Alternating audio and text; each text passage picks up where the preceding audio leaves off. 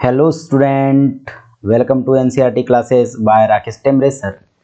आज हम बात करेंगे बच्चों क्लास 12 फिजिक्स के बहुत ही इम्पोर्टेंट टॉपिक पर, जिसमें मैं आपको बताने वाला हूं कि क्लास 12 के वार्षिक एग्जाम में कौन कौन से सही विकल्प पूछे जाते हैं और ये प्रीवियस ईयर में आए भी हैं। आप अगर पेपर देखिएगा तो ये प्रीवियस ईयर में ही आए हुए क्वेश्चन है, मैं इन्हीं को लेकर के आया हूँ। तो आज की वीडियो आपके लिए बहुत खास होने वाली है। जो भी बच्चे चैनल पर नए जुड़े होंगे प्लीज़ चैनल को सब्सक्राइब कीजिए, बेल आइकन को इनेबल कर लीजिए और इस वीडियो को ज़्यादा से ज़्यादा शेयर कीजिए जिससे कि अन्य बच्चों का भी फायदा हो। तो लीजिए स्टार्ट करते हैं आज का वीडियो। देखते हैं इसमें फर्स्ट क्वेश्चन आप देखेंगे तो फर्स्ट क्वेश्चन दिया है कि प्रकाशीय संसूचक है। अब प्रकाशीय संसूचक की बात करते हैं तो इसमें पहला देखिए डायोड लेजर, दूसरा लेजर, तीसरा एलईडी और चौथा फोटो डायोड। आप इन चारों में से देखेंगे तो प्रकाशीय संसूचक क्या है, तो प्रकाशीय संसूचक आप देखेंगे तो ये जो है एलईडी है। ठीक है, देखते हैं क्वेश्चन नंबर 2। धारा लाभ बी यानी बीटा का मान है। अब जो धारा लाभ होता है, इस धारा लाभ बीटा का जो मान होगा वो क्या होगा, देखिएगा पहला दिया है del L B upon del L C, दूसरा दिया है L B upon L C, तीसरा दिया है del L C upon del L B, चौथा है L C upon L B.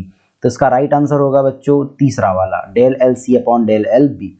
ठीक है, क्वेश्चन नंबर आप थर्ड देखेंगे तो क्वेश्चन नंबर थर्ड में ध्यान से देखिएगा। क्वेश्चन नंबर थर्ड दिया गया है आपके पास कि एक फोटॉन का तरंग दैर्ध्य 5000 एंगस्ट्रॉन है, इसका संवेग होगा।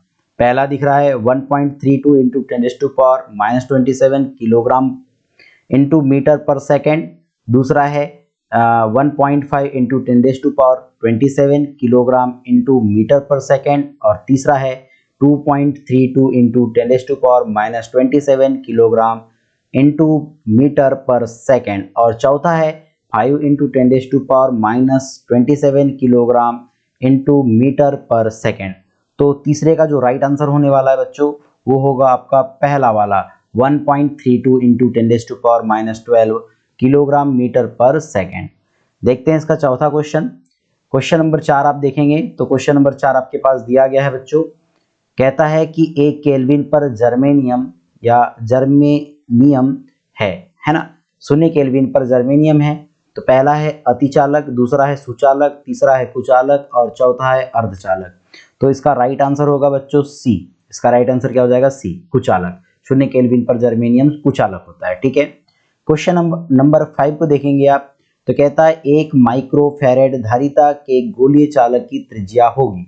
इसमें दिया गया फर्स्ट 90 किलोमीटर, दूसरा 9 किलोमीटर, तीसरा 9000 किलोमीटर, चौथा है 9 इंटू 10⁵ मीटर। तो पांचवे का आप देखेंगे राइट आंसर जो होगा बच्चों वो हो जाएगा आपका बी 9 किलोमीटर। ओके, बढ़ते हैं हम आगे, देखते हैं क्वेश्चन नंबर 6 को। अब क्वेश्चन नंबर 6 दिया है यहाँ पर बच्चों, कहता है कि दो आवेश Q एक दूसरे से 2a दूरी पर रखे हैं, इनके ठीक मध्य बिंदु पर स्थित विभव होगा। अब इसमें पहला दिया है 0, दूसरा दिया है Q/2πε0a, तीसरा दिया है Q/8πε0a, चौथा दिया है Q/2a/πε0a²। ठीक है बच्चों, तो इसका जो राइट आंसर होने वाला है वो बी हो जाएगा Q/2πε0 a। ठीक है, चलते हैं नेक्स्ट क्वेश्चन पर। क्वेश्चन नंबर देखिए 7 यहाँ पर दिया गया है, कहता है कि विशिष्ट प्रतिरोध का एसआई मात्रक क्या है या विशिष्ट प्रतिरोध का जो एस मात्रक क्या है। तो आप देखेंगे पहला दिया है ओम, दूसरा है ओम इनवर्स, तीसरा है ओम मीटर, चौथा है, अब देखेंगे तो चौथे की अगर बात करते हैं तो ये है ओम, यहाँ सी दे दिया गया, ये इसको थोड़ा सा रॉन्ग कर दीजिएगा, ओम इनवर्स मीटर इनवर्स। तो आप देखेंगे सातवें क्वेश्चन का जो राइट आंसर हो जाएगा वो हो जाएगा सी ओम मीटर। ओके, चलते हैं नेक्स्ट क्वेश्चन पर 8वें पर। किसी परिपथ में धारा का मापन करने के लिए लगाते हैं। अब किसी परिपथ में धारा का मापन करने में लगाते हैं तो पहला वोल्टमीटर, अमीटर, धारामापी और क्या है उल्टामीटर। तो आप देखेंगे तो 8वें का जो राइट आंसर हो जाएगा वो हो जाएगा बी, धारा मापने के लिए हम अमीटर लगाते हैं। ठीक है बच्चों, चलते हैं हम नेक्स्ट पर। अब नेक्स्ट देखिए 9th क्वेश्चन है। 9th क्वेश्चन क्या दिया गया है, यांत्रिक ऊर्जा को विद्युत ऊर्जा में बदलने की युक्ति है। अब यांत्रिक ऊर्जा को आप किस में बदलने वाले हैं, विद्युत ऊर्जा में बदलने वाले हैं, तो इसकी युक्ति होती है DC motor, AC dynamo, transformer, transistor. तो इसका जो राइट आंसर होने वाला है वो हो जाएगा ए। ठीक है, ये हो जाएगा आपका एसी डायनेमो। बढ़ते हैं आगे क्वेश्चन नंबर 10 की ओर। ओजन है ना, ओजोन मंडल अवशोषित करता है। अब ओजोन मंडल किसको अवशोषित करता है, तो पहला है दृश्य प्रकाश, दूसरा है माइक्रो तरंगे, अवरक्त किरणें और पराबैंगनी की विकिरण। ठीक है, तो इसमें 10वें का जो राइट आंसर हो जाएगा वो हो जाएगा बेटा डी, पराबैंगनी विकिरण। चलते हैं क्वेश्चन नंबर 11 पर। कहता है 11th में देखेंगे आप ध्यान से, बढ़ गया क्या आगे, हाँ ठीक है। कहता है दूरसंचार में प्रयुक्त होने वाली तरंगे है। अब दूरसंचार में प्रयुक्त होने वाली जो तरंगे है वो कौन सी है, तो आप ध्यान से देखेंगे कि इसमें पहला दिया है अवरक्त तरंगे, दूसरा पराबैंगनी, तीसरा सूक्ष्म और चौथा आकस्मिक किरणें। तो आप देखेंगे इसका जो राइट आंसर हो जाएगा वो होगा बच्चों पहला, है ना, पहला हो जाएगा। इसमें क्या होगा, अवरक्त तरंगे। ठीक है, उसके बाद आगे बढ़ते हैं। वायु का परावैद्युतांक है। अब वायु के परावैद्युतांक की बात करते हैं, तो वायु का परावैद्युतांक आप देखेंगे, सॉरी फर्स्ट का क्या हो जाएगा, अ नहीं होगा, एक सेकेंड रुकिए, क्या हो जाएगा, दूरसंचार में प्रयुक्त होने वाली जो तरंगे हैं वो हो जाएगा थर्ड वाला, सूक्ष्म तरंगे। ठीक है, बढ़ते हैं क्वेश्चन नंबर 12 पर। वायु का परावैद्युतांक है, तो वायु का परावैद्युतांक देखेंगे तो पहला दिया गया आपके सामने 8.85 into 10⁻⁻12 CPN inverse metre inverse. ठीक है, दूसरा देखिए 1, तीसरा है अनंत और चौथा है शून्य। तो इसका जो राइट आंसर हो जाएगा बच्चों वो हो जाएगा इसका सेकंड। ठीक है, क्या हो जाएगा आपका, अगर देखेंगे सेकंड वाले जो क्वेश्चन है इसमें जो राइट यानी कि 12 वाला क्वेश्चन है, इसका जो राइट आंसर होगा वो जाएगा 1। चलते हैं नेक्स्ट पर। कहता है एक तार, ठीक है, अब देखेंगे इस क्वेश्चन में आगे बढ़ते हैं।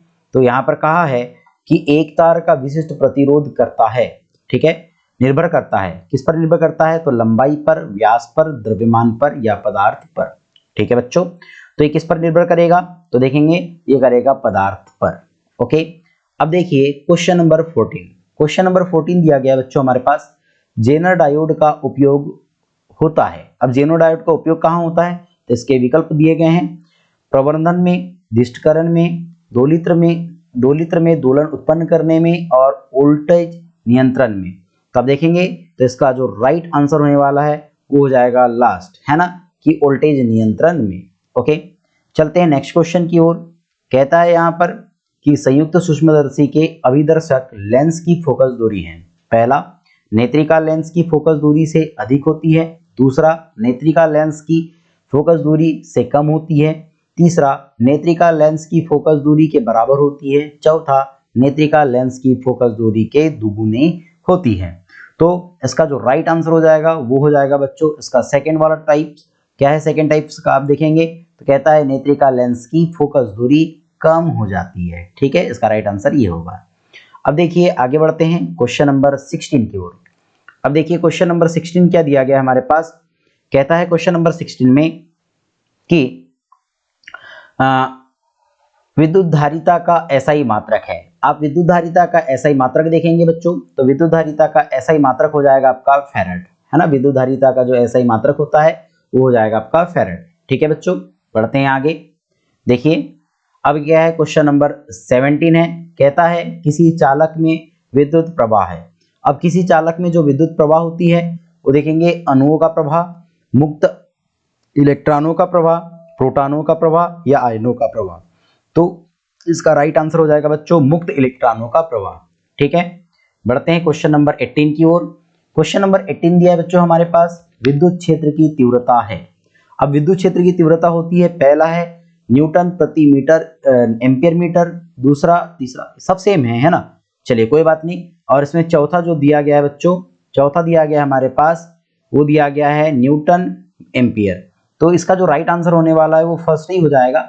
इसका जो चुंबकीय क्षेत्र की जो तीव्रता होती है वह न्यूटन पर एम्पियर मीटर ही होती है। ठीक है बच्चों, बढ़ते हैं क्वेश्चन नंबर 19 पर।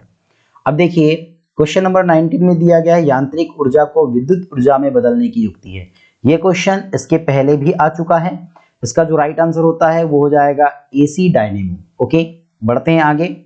टेलीविजन नेटवर्क में प्रयुक्त तरंगे होती है। अब टेलीविजन नेटवर्क में प्रयुक्त तरंगे कौन कौन सी है, तो देखेंगे माइक्रो तरंगे, उच्च अल्ट्रा उच्च रेडियो यानी आवृत्ति रेडियो तरंगे, गामा तरंगे या गामा किरणें और पराबैंगनी किरणें। तो इसका राइट आंसर होगा बच्चों आवृत्ति तरंगे, ठीक है, या अल्ट्रा उच्च आवृत्ति रेडियो तरंगे। आगे बढ़ते हैं क्वेश्चन नंबर 21 की ओर। क्वेश्चन नंबर जो 21 दिया है बच्चों हमारे पास, कहता है वैद्युत द्विध्रुव आघूर्ण का एसआई मात्रक, है ना, वैद्युत द्विध्रुव आघूर्ण का एसआई मात्रक हमको बताना है। तो वैद्युत द्विध्रुव आघूर्ण के एसआई मात्रक में पहला विकल्प देखेंगे आप तो कूलाम इंटू मीटर स्क्वायर, दूसरा है कूलाम इंटू मीटर, तीसरा है कूलाम प्रति मीटर और चौथा है कूलाम प्रति मीटर स्क्वायर। तो यहाँ पर हमको बात करनी है वैद्युत द्विध्रुव आघूर्ण की, तो इसका जो राइट आंसर हो जाएगा वो हो जाएगा सेकंड, ठीक है, कि कूलाम इंटू मीटर। अब बढ़ते हैं क्वेश्चन नंबर 22 की ओर। तो 22 दिया है यहाँ पर तरंग सदिश की या सदिश को व्यक्त किया जाता है। अब तरंग सदिश को व्यक्त किससे करते हैं, तो पहला देखेंगे omega is equal to 2 pi upon T, दूसरा है C is equal to nu lambda, तीसरा है C is equal to lambda upon T और चौथा है K is equal to 2 pi upon lambda. तो इसका जो राइट आंसर हो जाएगा 22 का वो हो जाएगा बच्चों कि k is equal to 2 pi upon lambda, ठीक है, ये इसका क्या हो जाएगा राइट आंसर हो जाएगा। बढ़ते हैं नेक्स्ट क्वेश्चन की ओर। नेक्स्ट क्वेश्चन है आपके पास शुद्ध जल के लिए निरपेक्ष अपवर्तनांक का मान होता है। तो बढ़ जाते हैं इसके विकल्प की ओर। देखिए इसमें दिया गया है पहला 1.33, है ना, 1.33, दूसरा है 1.5, तीसरा है 2.51 और चौथा है 1.0। तो इसका राइट आंसर हो जाएगा 1.33, ठीक है, ये इसका राइट आंसर हो जाएगा, ठीक है बच्चों। बढ़ते हैं क्वेश्चन नंबर 24 की ओर। कहता है परमाणु क्रमांक से तात्पर्य है। अब परमाणु क्रमांक से तात्पर्य है, देखिए पहला नाभिक में उपस्थित इलेक्ट्रॉनों की संख्या, दूसरा नाभिक में उपस्थित इलेक्ट्रॉनों की संख्या का योग और तीसरा है नाभिक में उपस्थित प्रोटॉनों की संख्या और चौथा है उपरोक्त में से कोई नहीं। तो इसका जो राइट आंसर हो जाएगा बच्चों वो हो जाएगा तीसरा नाभिक में उपस्थित प्रोटॉनों की संख्या। क्लियर है। बढ़ते हैं आगे क्वेश्चन नंबर 25 की ओर। कहता है n प्रकार के अर्धचालकों में पाए जाते हैं अधिसंख्यक इलेक्ट्रॉन, अधिसंख्यक विवर, समान संख्या में इलेक्ट्रॉन व विवर और अल्पसंख्यक क्या है इलेक्ट्रॉन।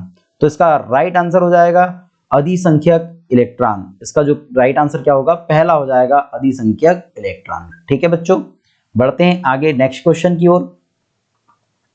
देखिए क्वेश्चन नंबर 26, एक तार का विशिष्ट प्रतिरोध या प्रतिरोधकता निर्भर करता है पहला लंबाई पर, व्यास पर, द्रव्यमान पर और पदार्थ पर।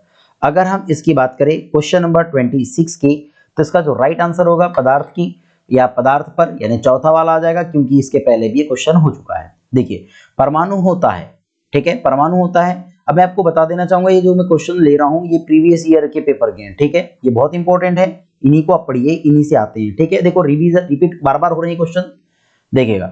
कहता है परमाणु होता है धनावेशित, ऋणावेशित, अनावेशित, निश्चित नहीं, ठीक है।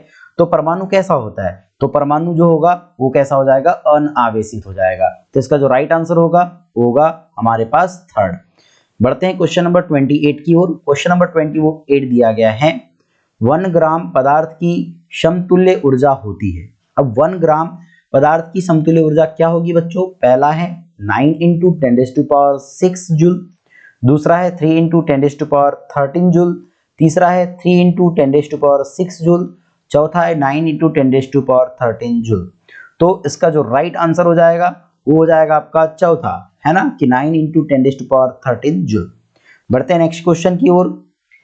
कहता है पीएन संधि डायोड में अवक्षय परत होते हैं या अवक्षय परत में होते हैं, ठीक है। अब ध्यान से देखिएगा, इसका राइट आंसर पहला हो गया इलेक्ट्रॉन, दूसरा है प्रोटॉन, तीसरा है निश्चल आयन और चौथा है गतिशील आयन। तो इसका राइट आंसर हो जाएगा आपके पास निश्चल आयन, ठीक है, इसका थर्ड आंसर राइट हो जाएगा। बढ़ते हैं क्वेश्चन नंबर 30 की ओर।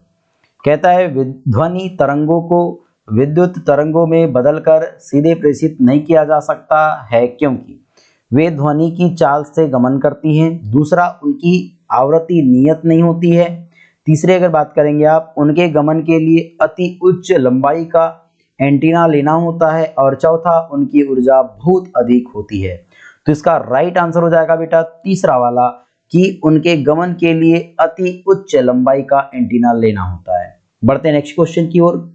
बिंदु आवेश Q है ना, बिंदु आवेश Q के कारण R दूरी पर विद्युत क्षेत्र की तीव्रता पहला देखेंगे आप, तो इसमें दिया गया E प्रोपोर्शनल R, दूसरा है E प्रोपोर्शनल 1/R, तीसरा है E प्रोपोर्शनल 1/R² और चौथा है E प्रोपोर्शनल 1/R³। तो इसका जो राइट आंसर हो जाएगा बच्चों वो हो जाएगा C है ना, E इज प्रोपोर्शनल 1/इनवर्स प्रोपोर्शनल 1/R²। ठीक है, बढ़ते हैं नेक्स्ट क्वेश्चन की ओर। नेक्स्ट क्वेश्चन दिया है बच्चों यहाँ पर, एक आदर्श अमीटर का प्रतिरोध होना चाहिए। पहला A बहुत अधिक, B बहुत कम, C शून्य और चौथा अनंत।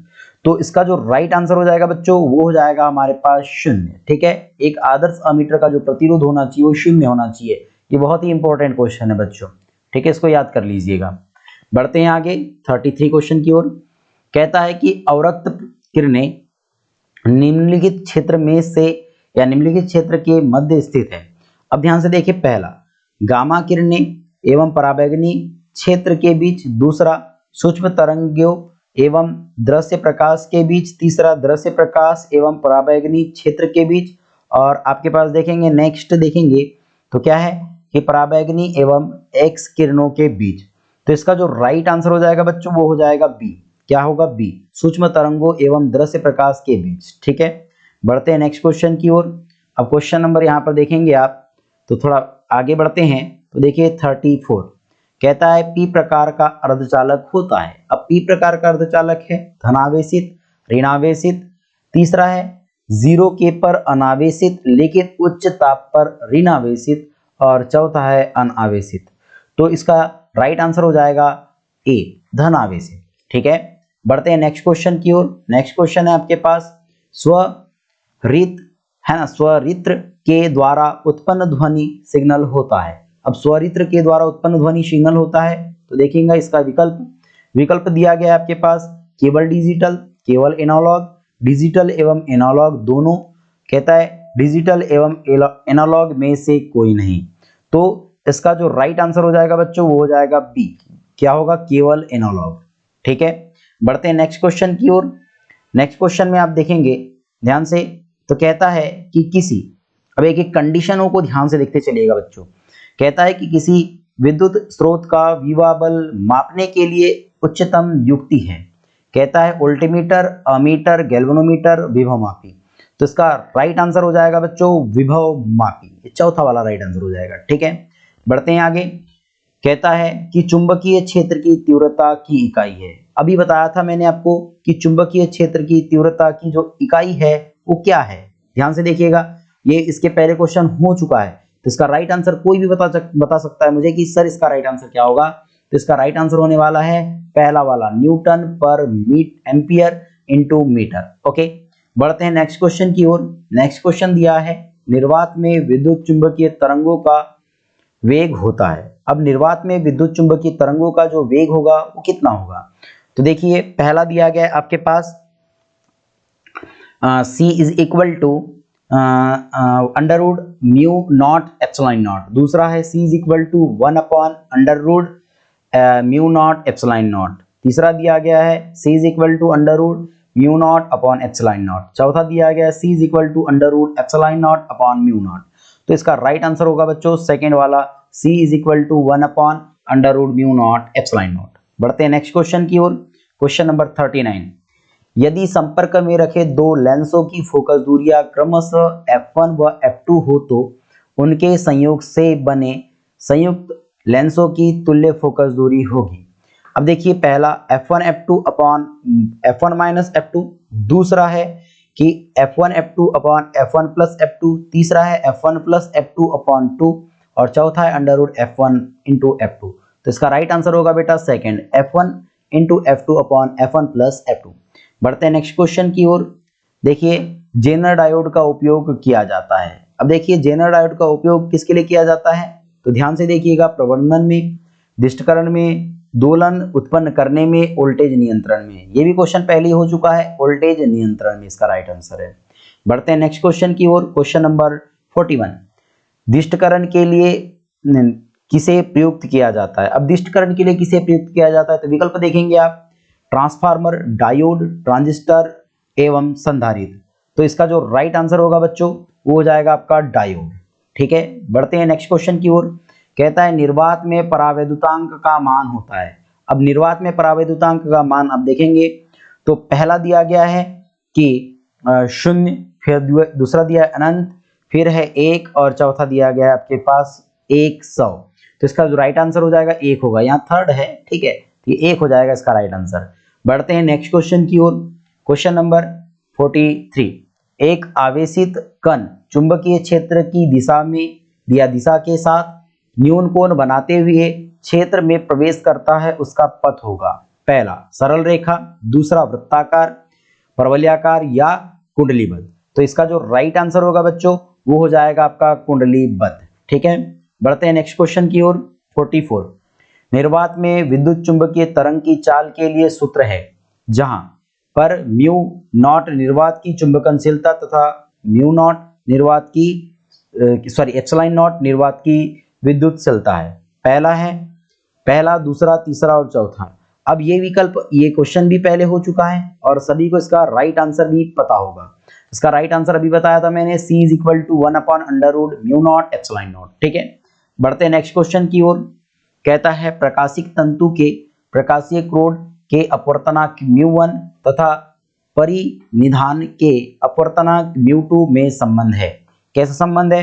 तो μ1 इज ग्रेटर देन μ2 है, क्या μ1 इज लेस देन μ2 है, क्या μ1 इज इक्वल टू μ2 है, क्या μ1 माइनस μ2 इज इक्वल टू 1 है। तो इसका राइट आंसर हो जाएगा बच्चों कि इसका राइट आंसर क्या होगा? पहला वाला μ1 इज ग्रेटर देन μ2। ओके, बढ़ते हैं नेक्स्ट क्वेश्चन की ओर।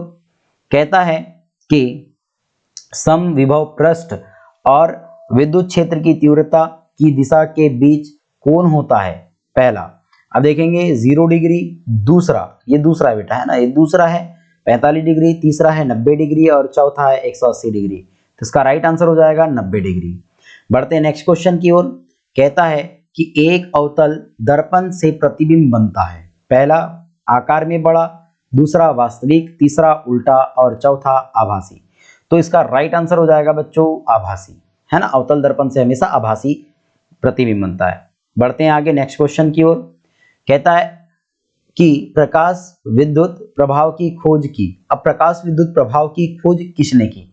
तो प्रकाश विद्युत प्रभाव की जो खोज की है देख लेते हैं, क्या लेनार्ड ने की है, क्या आइंस्टाइन ने की है, क्या हालवाक ने की है, क्या हर्टज ने किया है। तो इसका राइट आंसर हो जाएगा हर्टज, है ना, हर्टज। बढ़ते हैं आगे नेक्स्ट क्वेश्चन की ओर। कहता है अर्धचालकों की चालकता ताप बढ़ाने पर बढ़ती है, ताप बढ़ाने से घटती है, ताप पर प्रभाव नहीं करती, या ताप बढ़ाने पर पहले बढ़ती है फिर घटती है। तो इसका राइट आंसर हो जाएगा बच्चों पहला, ताप बढ़ाने पर बढ़ती है। चलते हैं नेक्स्ट क्वेश्चन की ओर। एक ट्रांसड्यूसर नहीं है, एक ट्रांसड्यूसर नहीं है। अब क्या है? माइक्रोफोन, प्रकाश विद्युत सेल, ट्रांसफार्मर या लाउड स्पीकर। तो इसका जो राइट आंसर हो जाएगा बच्चों वो हो जाएगा ट्रांसफार्मर। ये ट्रांसफार्मर जो है ट्रांसड्यूसर नहीं है। विद्युत क्षेत्र की तीव्रता का मात्रक है। अब देखेंगे विद्युत क्षेत्र की तीव्रता का जो मात्रक है वो क्या है। विद्युत क्षेत्र की तीव्रता का मात्रक इसके पहले हो चुका है। विद्युत क्षेत्र की तीव्रता का मात्रक होता क्या है? तो विद्युत क्षेत्र की तीव्रता का अगर मात्रक की बात करूं तो विद्युत क्षेत्र की तीव्रता हो जाएगा बेटा आपके पास, पहला देख लेते हैं कूलाम प्रति न्यूटन, दूसरा है वोल्ट, है ना, तीसरा है न्यूटन प्रति कूलाम और चौथा है न्यूटन प्रति वोल्ट। तो इसका जो राइट आंसर हो जाएगा न्यूटन प्रति कूलाम हो जाएगा। बढ़ते हैं आगे दूसरे क्वेश्चन पर, यानी 52वें क्वेश्चन पर। किसी चालक का आकार बढ़ाने पर उसकी धारिता बढ़ जाती है, घट जाती है, अपरिवर्तित रहती है कि प्रारंभ में बढ़ती है फिर घटती है। तो इसका राइट आंसर हो जाएगा बढ़ जाती है। ठीक है, ध्यान से देखिएगा नेक्स्ट क्वेश्चन। वोल्टामीटर का उपयोग किया जाता है, यानी वोल्ट मीटर का उपयोग किया जाता है। अब वोल्ट मीटर का उपयोग कहाँ किया जाता है? तो ध्यान, सॉरी ये वोल्ट मीटर नहीं, वोल्टामीटर ही रहे। बढ़ते हैं विभव मापने में, विद्युत धारा मापने में या विद्युत अपघटन में, और चौथा है धारिता मापने में। तो इसका राइट आंसर हो जाएगा विद्युत अपघटन में। किसका? वोल्टामीटर का, है, वोल्ट मीटर नहीं है, वोल्टामीटर का उपयोग है। ध्यान से देखिए आगे बढ़ते हैं नेक्स्ट क्वेश्चन की ओर। नेक्स्ट क्वेश्चन दिया गया आपके पास चुंबकीय विषुवत रेखा पर नमन कोण का मान होता है। तो इस देखिए पहला 0 डिग्री, फिर दिया है 45 डिग्री, फिर दिया गया 90 डिग्री और फिर दिया गया आपके पास 180 डिग्री। तो इसका जो राइट आंसर हो जाएगा वो हो जाएगा 0 डिग्री। ठीक है बच्चों, बढ़ते हैं नेक्स्ट क्वेश्चन की ओर।